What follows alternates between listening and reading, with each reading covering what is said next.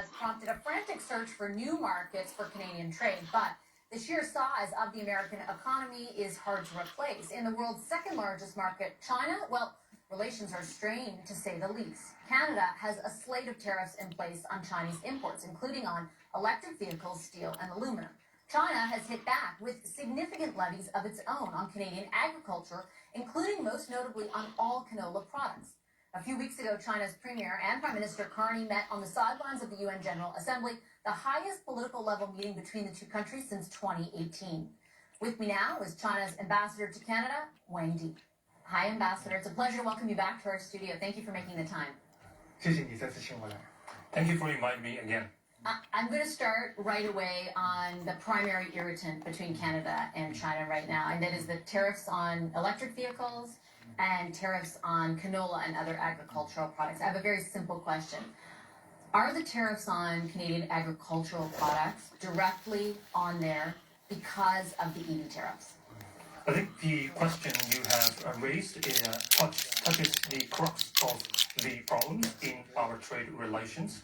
I agree with what you said, that China's tariffs on Canadians' agricultural products are a countermeasure against the EV tariffs and the unilateral unjustified tariffs on China's steel and aluminum products. And I have said multiple times, if Canada is ready to correct these practices, China will also respond accordingly. Can I follow up then and ask very bluntly, if Canada removes the tariffs on Chinese EVs, China will then remove tariffs on Canadian agricultural products? So if Canada removes the unilateral unjustified tariffs on Chinese products, China will also reciprocate accordingly. And if the EV tariffs are removed, then China will also remove the tariffs on the relevant products of Canada. So Canada maintains that those tariffs, or has maintained until very recently, I should say, that those tariffs are justified. I know that China does not feel that they're justified, as you just pointed out. I do want to ask, though, against the backdrop of the proposition from China to Canada, the one we discussed last time, of expanding our relationship based on, I believe, what you called mutual practical interests. Would it be naive of Canada to expand a relationship wherein, for example, on canola, most of our canola goes to China, and you have used that specific agricultural good to essentially retaliate against Canada? Like you've used the fact that we depend on China as a primary export market to exploit it. Would it be naive of us to expand a relationship wherein that is what's happening? Well, the essence of bilateral trade cooperation and trade relationship is mutually beneficial and win-win. If you look at the history of the past decades of China-Canada relationship, you will see that in trade, we have achieved fruitful outcomes, and these outcomes are the result of mutual respect and win-win cooperation and mutual benefit. And what I want to say is that the trade disputes between China and Canada are not caused by China. In China, we say the one who tied the knot should be the one who unties it. So China is not the one to blame in this whole process, in this whole situation. And the problem was caused by Canada. So if Canada took the initiative to correct its policies, China will adjust accordingly. I understand the point that you're making, and I understand that Canada was first to levy tariffs on EVs. Once again, I'll point out that the Canadian government at the time identified a host of reasons, everything from national security to the domestic industry here, and aligning with U.S. policy to implement those tariffs. I understand your characterization, and I'm not looking to necessarily lay blame. I'm asking because the pitch right now and the prospect that the government is considering is an expanded relationship with China, an expanded economic relationship with China.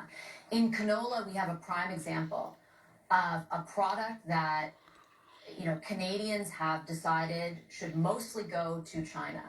And you use that fact, China uses that fact to hit back somewhere where it will hurt. And my question is more along the lines of, should we pursue a bigger relationship if that is the case?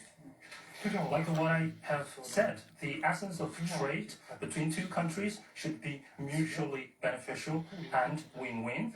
So as long as this spirit is upheld in trade and economic cooperation, then the cooperation will get better and better. But if this spirit is violated, then, and if one side only pursues its own interests while sacrifice the interests of the other party, then this trade cooperation, either it is with China, either it is with other countries, will not sustain. I want to ask about a different area of potentially mutual cooperation, and it's a very alive discussion here in Canada right now. This is huge. Exporting more oil and more gas, more conventional energy. More oil, more gas. Debate right now about a second pipeline, for example, to carry oil from Alberta to BC.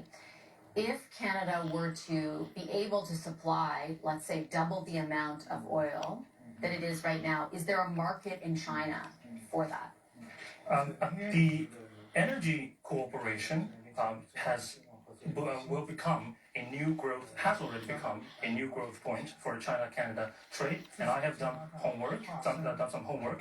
After the TMX expansion project was opened, the import of oil, crude oil by China from Canada has exceeded 1 million tons every month. And in June this year, this number was 1.56 million tons. Do you see that? We're going up at an exponential rate. Is there appetite in China for more Canadian? And that's in tonnage, not barrels, everybody. China encourages more cooperation and investment in the energy sector between the Chinese companies and the Canadian counterparts. As long as Canada's energy products are market competitive, the door of the market of China will be open.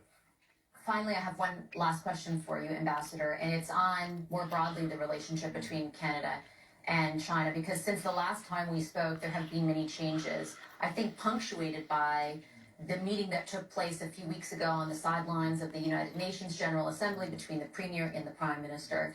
The Prime Minister has indicated that he intends to meet with the President of China. Do you have any news to share about when that meeting might occur?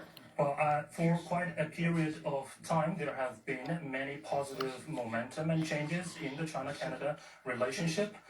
Like you said, the two prime ministers met in New York, and they had a very candid and constructive discussion. None of you were told about this. Consensus.